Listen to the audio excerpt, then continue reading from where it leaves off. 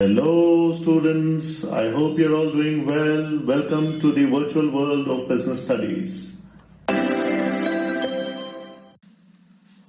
Good afternoon dear students, a warm welcome to a new session of business studies, and here we are going to discuss the chapter staffing, which is chapter number 6. So let us move on to the next slide, and here we are going to talk about the staffing concept. So as we all know, staffing is a managerial function of filling and keeping filled the positions in the organization structure. Dear students, we should understand that the success or failure of any organization depends upon its human resources. Efficient people can take the companies to great heights, and inefficient people can bring it down. Now let me move on to the next slide. Now let us come down to the first importance of staffing, which talks about obtaining competent personnel. Now in this context, let me tell you, staffing function is needed to fill the job position. There will be no use of job position unless and until these are occupied by employees, and it is through the staffing function only that employees are appointed to fill the vacant job. Now coming down to the second importance, which talks about ensuring maximum productivity. Now how do you do that? Staffing ensures high performance by placing right person on the right job by proper recruitment and selection. Employees are given a place according to their qualification and experience. Now let's move on to the third importance, which says optimum utilization of manpower or human resources. Through manpower planning and job analysis, we can find out the number of employees and type of employees required in the organization. So, there are no chances of overmanning and shortage or underutilization of personnel. Let's move on to the next point, and here we talk about improving job satisfaction and morale of employees. Now let's see how does that happen. Staffing function does not end only with appointment of employees.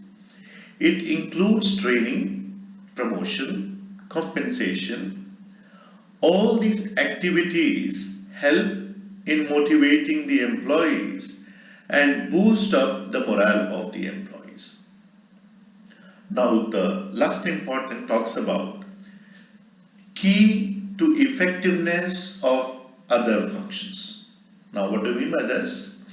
No other function of management can be carried out without efficient staffing function, because all the functions are performed by human beings, and human beings join the organization by staffing function. Now let's move on to the next slide. And in this slide, we are going to talk about the staffing process and the steps in the staffing process. Now, before I discuss these steps, let me just give you a brief introduction of the staffing process. Staffing is referred as both line as well as a staff activity. Now, you will say, how is that possible? So, let me explain. It is referred as line activity because, like other functions such as planning, organizing, directing, controlling, staffing is also performed by every manager. Now you'll say, how it is a staff activity? It is a staff activity because it is an important area of management. Also, like marketing management, financial management, we have human resource management department also in a large organization. Now let me list down the steps. The first step is estimating manpower requirements. The second step talks about recruitment. The third step talks about selection. The fourth step talks about placement and orientation. The fifth step talks about training and development. The sixth step talks about performance appraisal. The seventh step talks about promotion. And the eighth step talks about compensation. Now let us talk about each of these steps in detail. Now there is a small table put in this slide for you to understand how vacancies are filled in an organization. Say for example, we have general manager. Now the position of a general manager does not increase over a period of time. It is the same from 1 to 5 years in this context. Let's talk about a personal manager. As the organization grows bigger, we have one manager at the beginning, and as it starts expanding, we have two managers. Similarly, when we look at the marketing manager, it is the same. Initially, we start with one, and then as the organization progresses, we have more and more marketing managers. Similar is the context of operator or labor. But when we talk about operator and labor, they are required in larger numbers. Now, why are we looking at this table? Because this table helps us to estimate the manpower requirement in an organization in general. Estimating the manpower requirement is important to translate the manpower requirements into specific job description and the desirable profile of its occupant. Operationally, understanding the manpower requirements would necessitate workload analysis on the one hand and workforce analysis on the other. Now let me elaborate on these two keywords, workload analysis and workforce analysis. What do you mean by this? Children, workload analysis means it finding number and type of employees required to perform various jobs designed in an organizational structure. Now you will say, sir, what is workforce analysis? It means analyzing existing workforce or employees already occupying the job position and how many of them are overburdened or underburdened. Now, a situation of overstaffing would necessitate employee removal or transfer. A situation of understaffing would necessitate starting of the recruitment process. Now let me move to the next slide where we are going to talk about recruitment. What does the word recruitment mean? It refers to the process of searching for prospective employees and stimulating them to apply for jobs in the organization. If we can fill the requirement from inside the organization through transfer and promotion, then it is very economical and fast. But generally, organizations have to fulfill its requirement from outside the organization. And to recruit people from outside the organization, we have to contact various placement consultants, employment exchanges, contractors, etc. Now let's move on to the next step, and this is called as selection.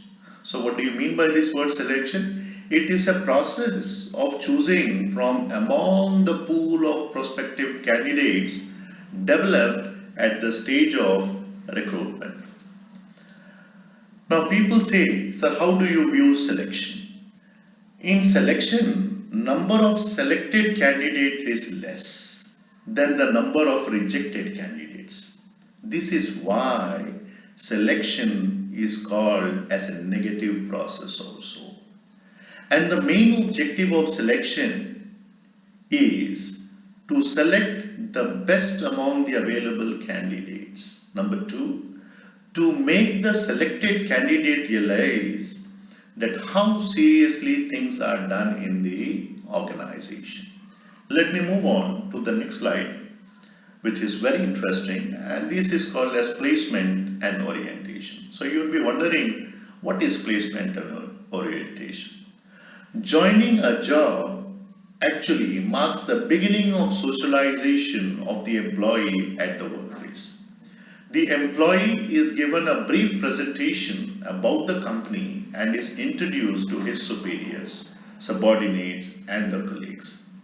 He is taken around the workplace and given the charge of the job for which he has been selected.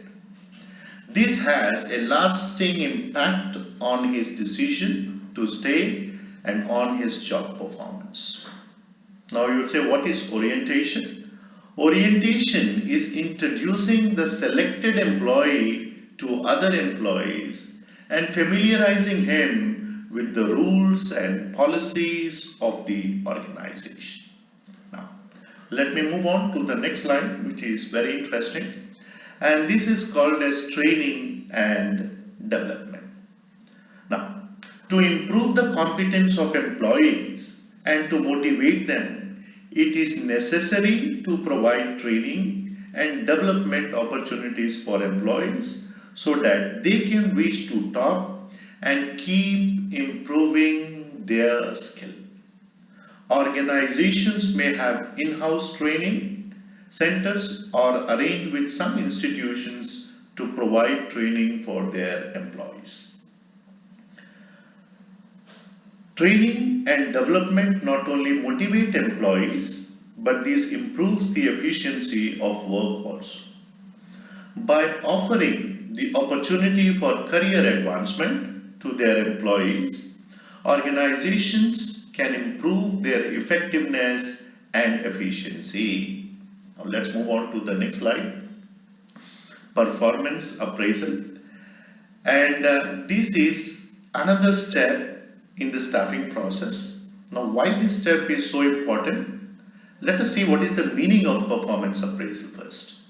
So, performance appraisal means evaluating an employee's current or past performance as against certain predetermined standards, and the superior is to provide the employee feedback on his or her performance.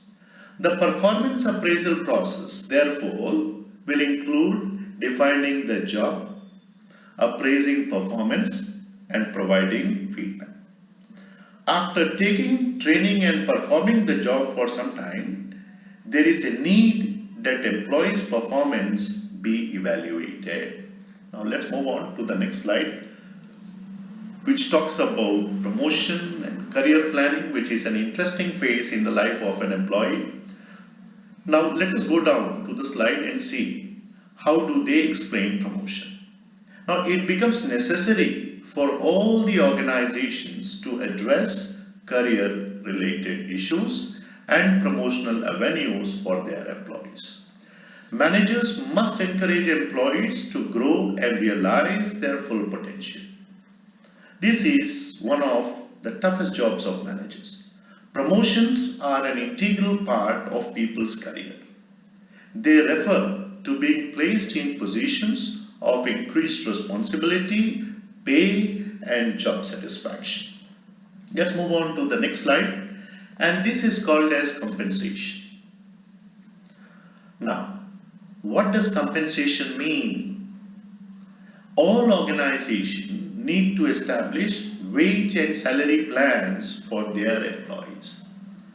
And there are various ways to prepare different pay plans depending on the worth of the job. So basically, the price of the job needs to be determined carefully. Now, what does the word compensation actually mean?